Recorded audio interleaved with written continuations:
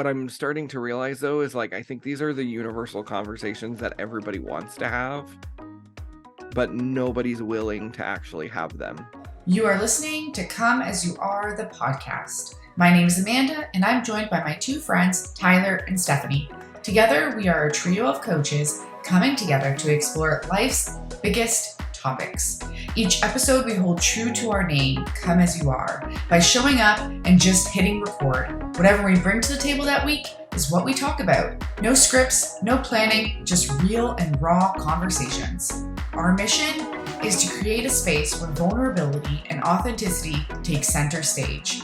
And we believe in the power of deep conversations and soulful connections. So, welcome to the show. We're happy that you're here, and we invite you now to just sit back, relax, and enjoy today's conversation.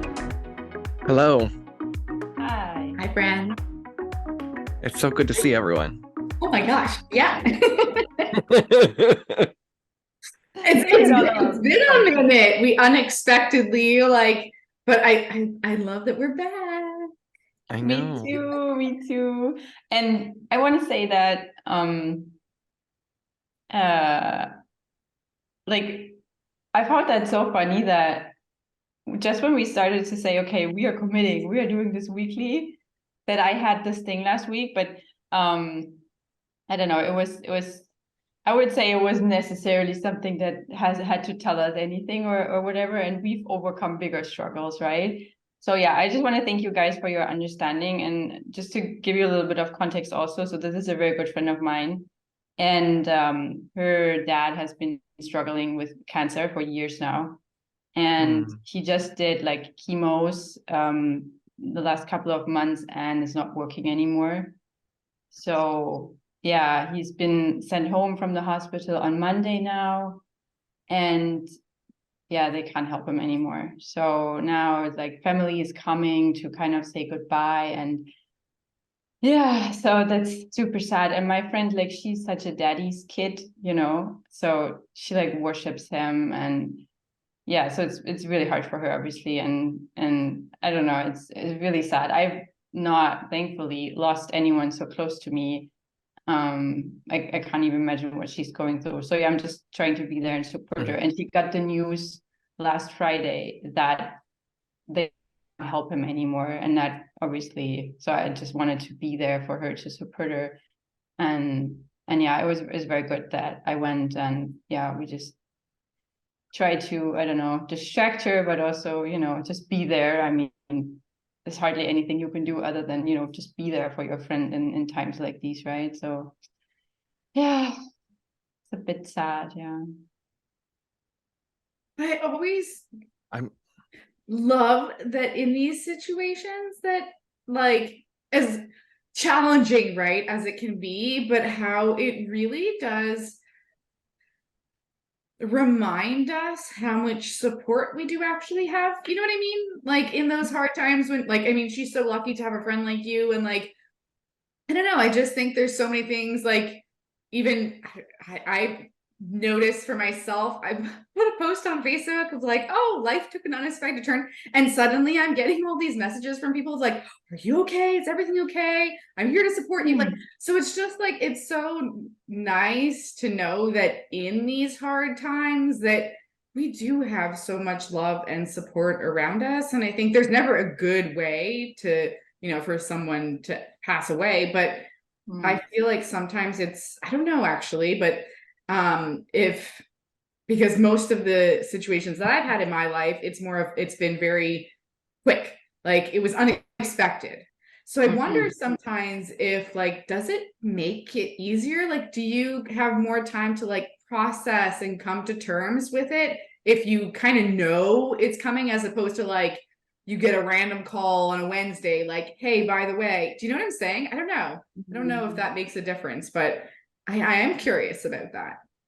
I actually don't know either, but I'm trying to put myself in her shoes, and I'm thinking that because, like, I mean, grief is like a process, right? There's like those different stages. You start with like denial, and then you end at acceptance, and in between you have like 500 cries probably. And I think when you're in a situation like this, like, okay, it's terminal, that he will pass away at very soon.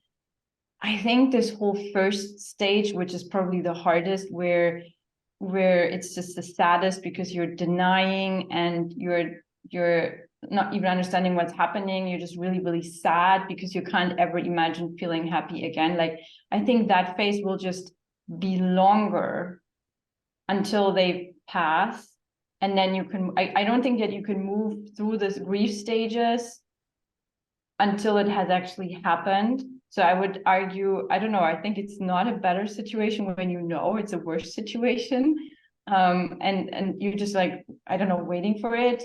And you just feel sad much, much longer. Like, this first phase is just much, much longer. I don't know. That's what I know, but I have no idea because I've not been through it, thankfully. So yeah, that's an interesting question. Yeah. I know, like, so my dad has like stage 4 COPD, which is, a lung disease, and the doc, like, he's got like 15% of his lung capacity still operating, and like he's kind of in rough shape. But also, like, with COPD, which is a little bit different than like cancer and things like that, it's like COPD can go on forever, even at stage 4. Like, there are people who like live with it for a very, very, very, very, very long time.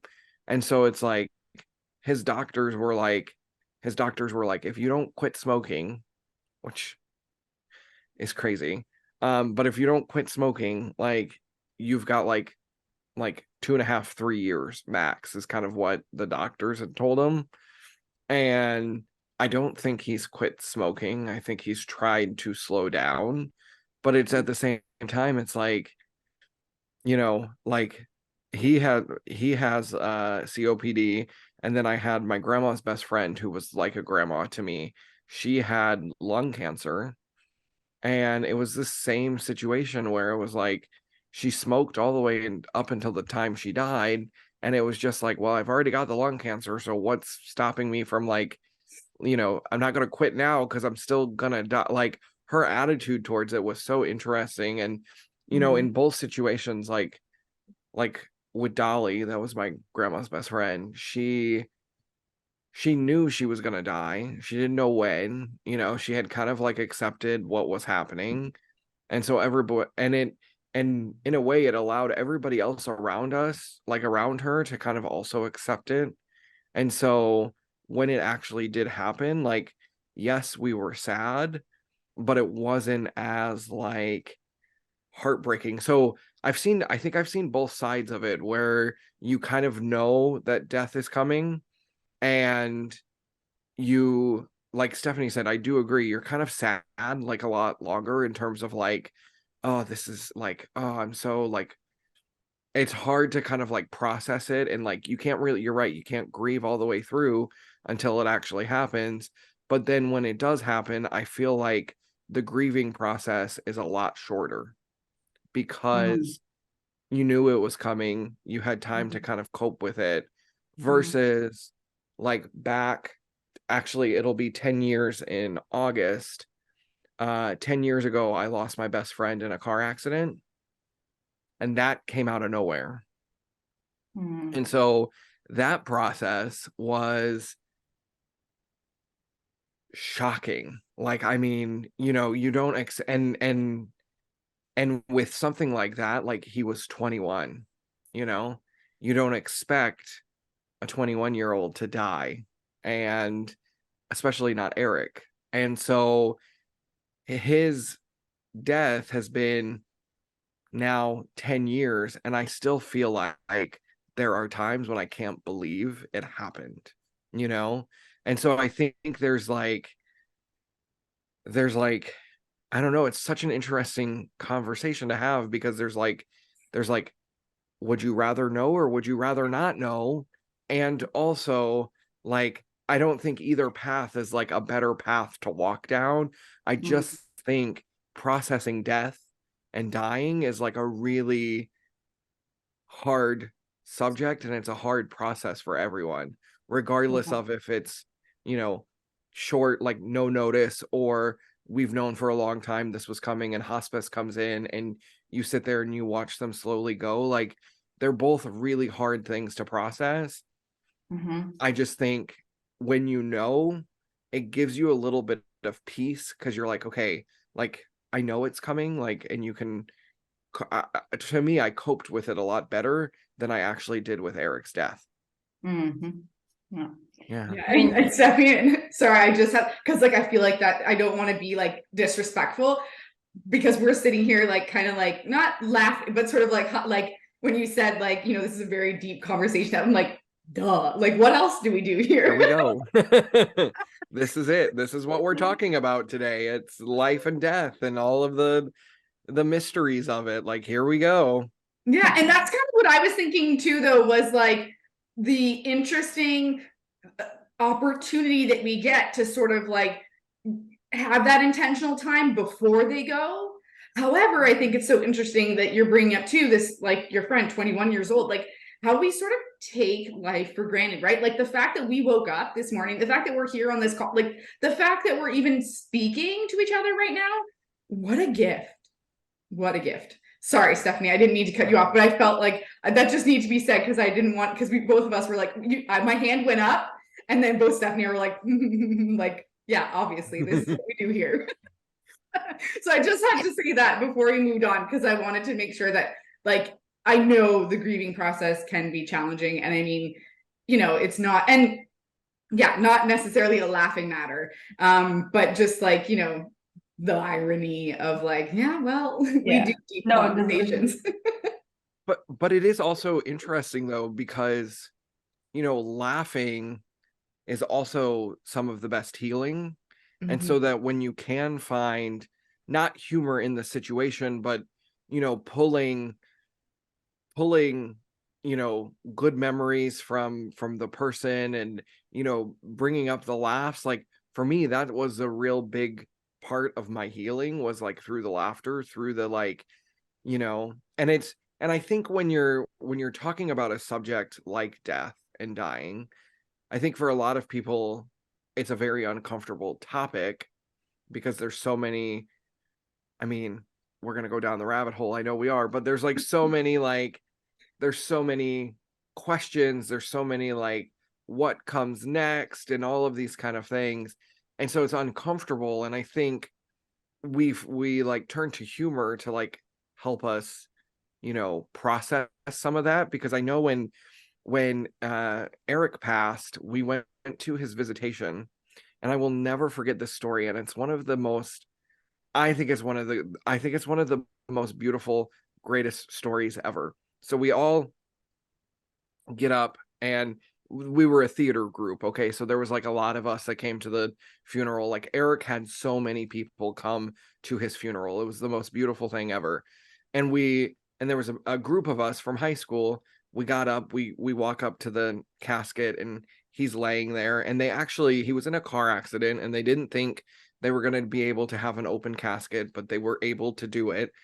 And so, you know, you're just kind of staring down at this like body that is not really your friend anymore, because, you know, like the soul's gone and everything like that, and it's just a weird thing.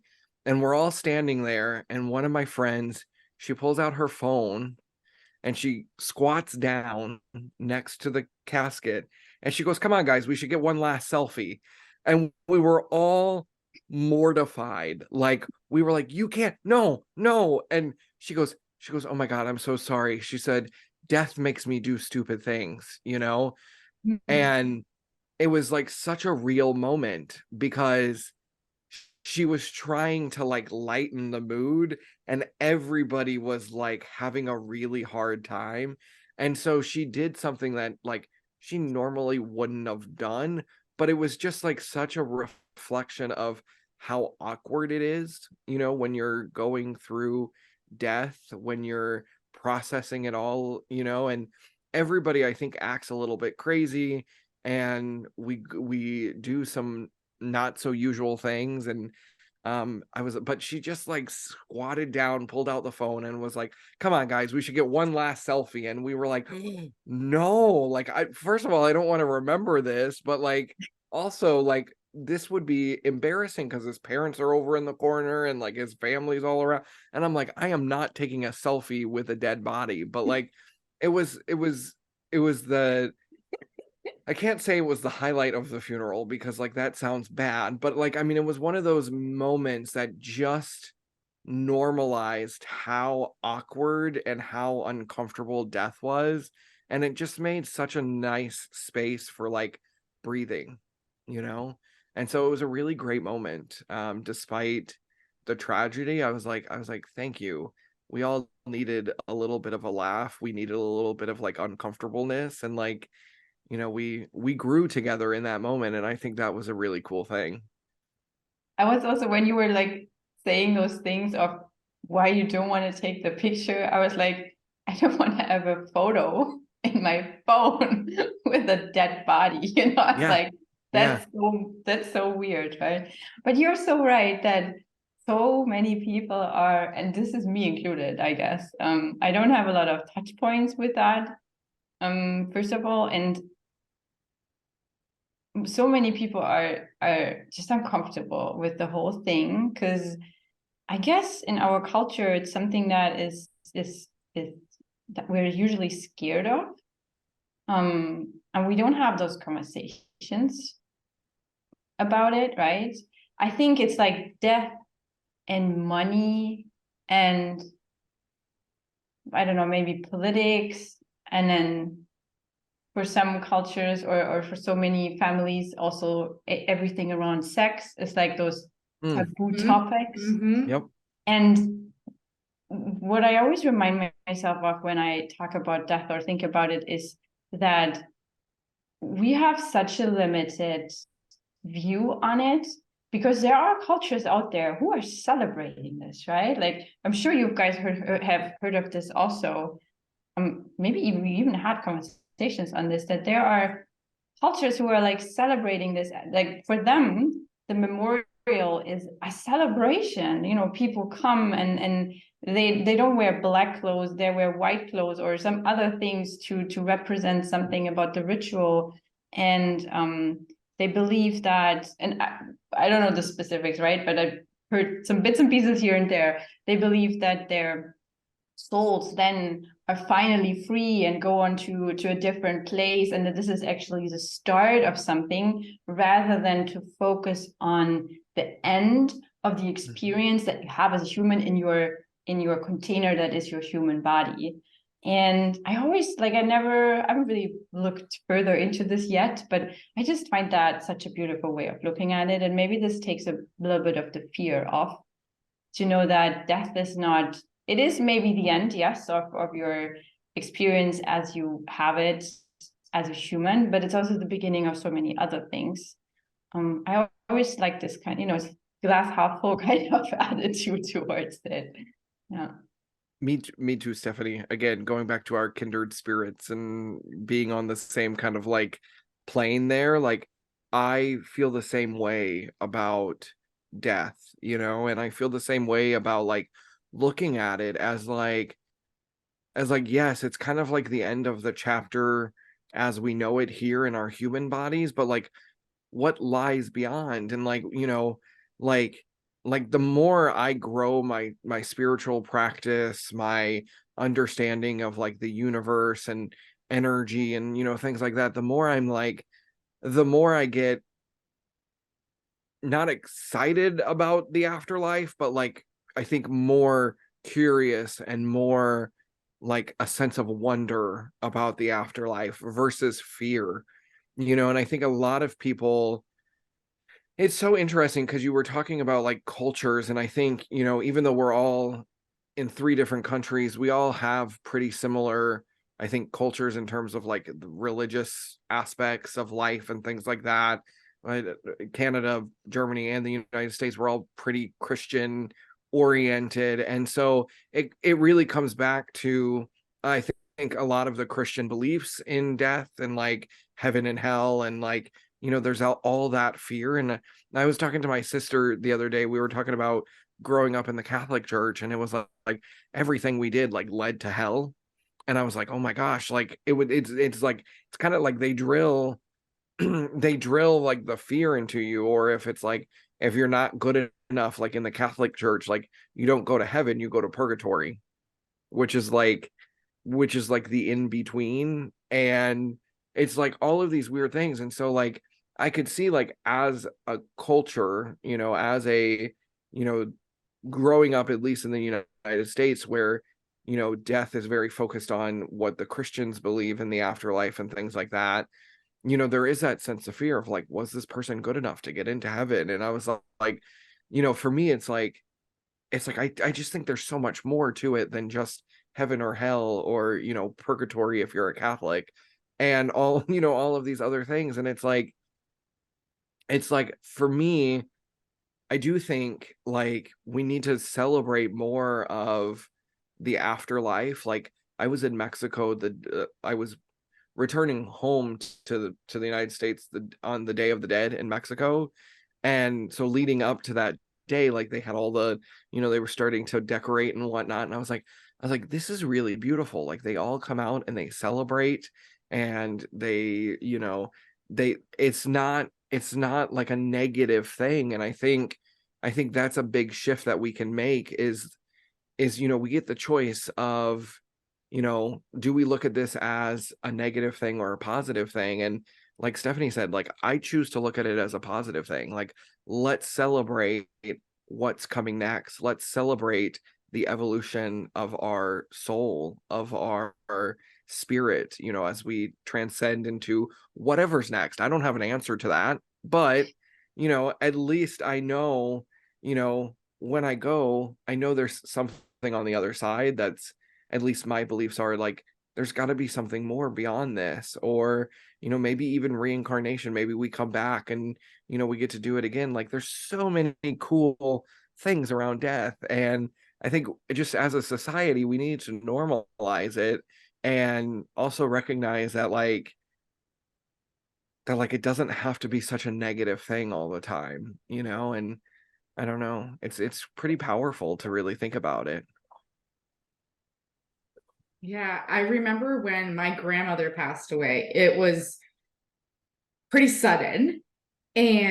But she was very clear for a while. She had always told us that, I'm living on borrowed time. And so like, I think once you get to a certain age, this kind of, you start thinking about these things. And I remember having conversations with her where she would say, do not cry at my funeral. And not that it wasn't about, feeling your feelings, but it was about, I don't want you to have regret or sadness about it. Have a party. So when my grandmother passed away, we actually had a celebration of life.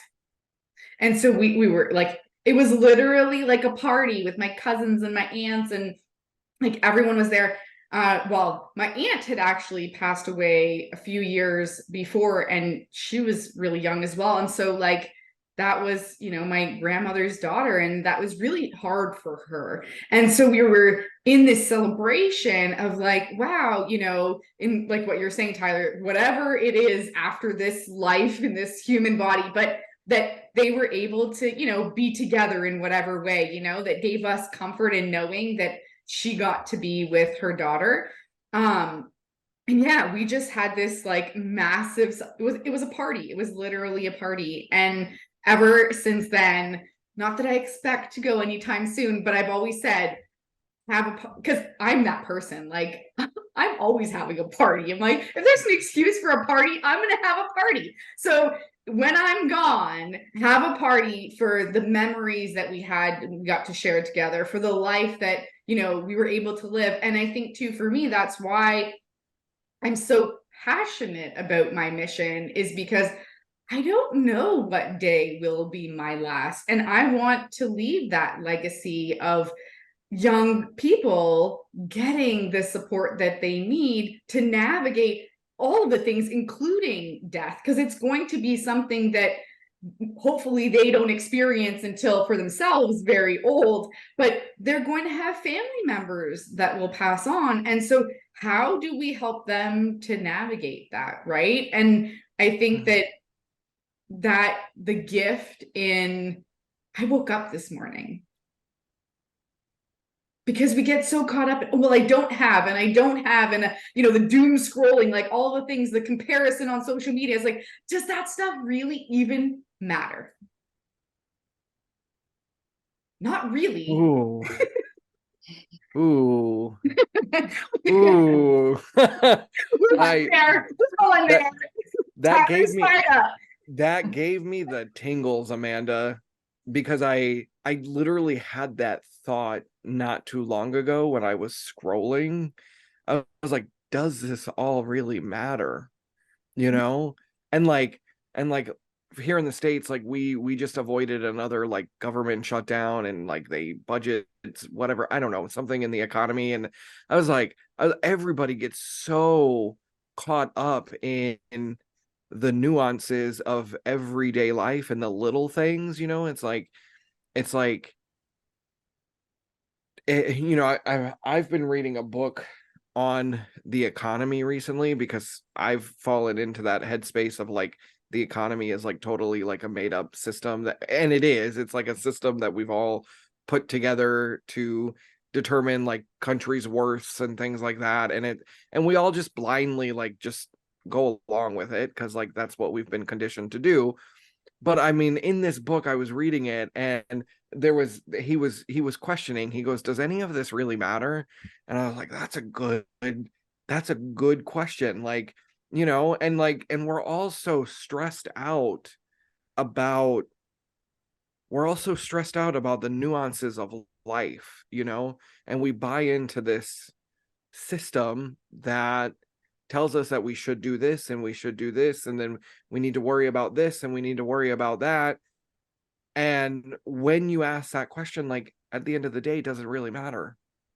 Not a whole lot, because when we're dead, we're gone. You know, none of the things that we have done here on this earth like actually matter. And that kind of sounds a little bit morbid, but at the same time, like I flipped it, and I was like, this gives me so much freedom to say, you know what? I'm just going to go out and I'm going to do the things that I want to do, because I only get X amount of days, X amount of years, you know, to do it. Why am I holding myself back? Why am I falling into these beliefs that like life has to look like, you know, college, career, home, family, you know, retirement? What, you know, why is it structured that way? You know, we as individuals, we are the creators of life. We are the creators of our world. And we get to, and this is what really blows my mind, is like we get to create our own reality, you know? And so I think when we're doom scrolling, and I love that, like that phrase doom scrolling, because you see it on Instagram, you see it on the news, everything's like always like catastrophic, like the world's burning down and things. And then you kind of think and you go, damn, this might not matter in 50 years, you know? Like we could be dead in 50 years. Like, are we going to really sit there and waste our lives worrying about these little nuanced things when we should be enjoying and celebrating and having the experiences? And so I've been having like a major, I'm going to say, spiritual awakening here within the last couple of months, that it's been percolating and growing. And you know, one of the things that I have personally always wanted to do is travel, you know? And for so many years, I told myself that I couldn't travel until I made, you know, X amount of money. And so I've like held myself back from like the experience of travel, because I've like fell into that mind space, into that conditioning of like traveling's only for rich people, you know? And I started like looking at the numbers recently, because I want to do a trip around the world. And I was like, okay, how much would a trip around the world actually cost? it's not as much as what people think it is, you know? And I wanted to do it in a way that's like slow. Like I don't want to like I don't want to hit every country in like 1 year or anything like that. But like I was like, I would love to go spend 1 month in one country and do 12 countries in a year and just like country hop for like 12 months. And I looked into it and I was like, how much would this really cost? And I was looking at all the different, ways to do it.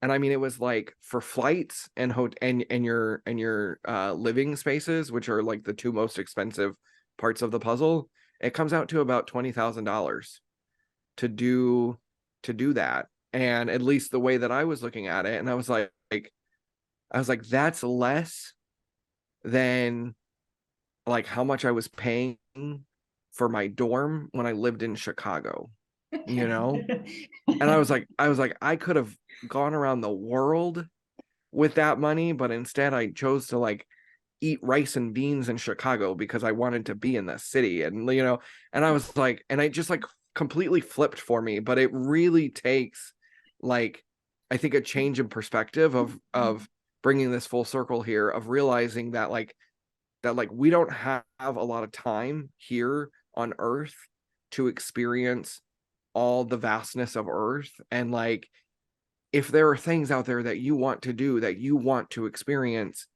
it is your mission to go do that. It is your obligation to go do that. Like, it's like we can worry about the little things later, but like for now, it's like all about living in the moment and being connected to like, okay, this is the present. Like, everybody is so future thinking that, we live in the future. We think about retirement. I think retirement is like the biggest curse that has ever been put on our planet, because like people think about retirement and that's all they think about. And then they're like, I'm going to have fun when I turn 72. And I'm like, okay, you're going to be like old and your body's not going to work as great as, you are when you're 20, 30, 40. Why are we not living for today? Why are we so only focused about tomorrow? Because tomorrow is not guaranteed. Just right now is guaranteed. Thank you. I needed to get all of that off my chest. I want to like applaud and like bow down to you. That was such a cool rant. That was so cool. Oh, I needed that today, y'all. I needed that. Thank you. You do look more relieved also now. Oh my gosh. I actually, while you guys were talking, this is what I wrote down. Look, time. That I think Amanda even started with saying that in the beginning, it's like the little things, and that it's even a blessing, and something to be so grateful for when we just wake up in the morning and we have the opportunity to see our friends and our family and hug our loved ones and pets and whatnot. And that so much of what we see every day is just distracting us. And it's like putting our focus on like external, and it's taking it away from internal, that we have everything we need. Like, we're good.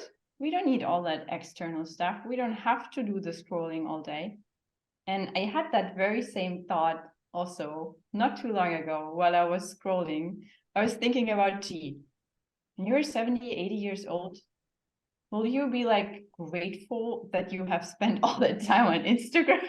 And it just sounds so ridiculous when I like ask myself that, right? I'm like, no, you don't want to, like thinking of, I think this is what so many people think at some points. I certainly did that, once you move on, once you're dying here on this planet, that you would go to some kind of like magical being that could tell you how much time you spent actually, talking to your friends or doing your hobbies or whatever, and you would look at the number of your time you spend on Instagram, and maybe you could even look this up in your phone, I don't know, but and you would be like, yeah, gee, I'm so grateful for the 3,000 hours I spent on Instagram from like 2010 to 2000, I don't know, 33 or something.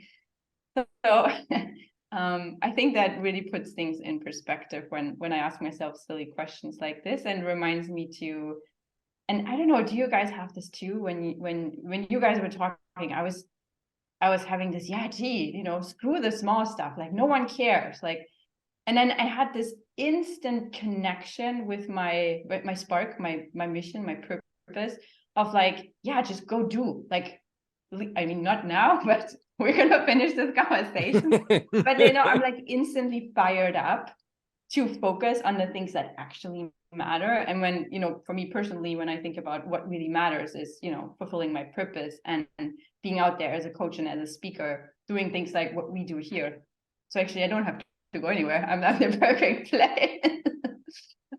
Yeah, it's a great reminder, and I love how we kind of made this full circle of talking about, it is really sad when we see someone and their experience ends here on this planet, and how this can be such a gifted reminder that we do have limited time and what we want to do with that. And that, again, like, there's so many distractions out there. And what you mentioned, Tyler, with the economy, and the whole institution or the whole system of capitalism, which is, kind of the tool of economy. I don't know how to, but they are very linked together, right? Yeah. That we are being raised to be a user of that system, to just be like a number, and to do our part by paying our taxes and, being the person that will just get a job and then work and buy stuff and just be part of that system. And anything that we are being exposed to every day on the news, and maybe even the people around us, will remind us, oh, we are part of that system, and we think that's normal. We think that's how it's supposed to be, right? Like you said, Tyler, but who says we can't do it a different way?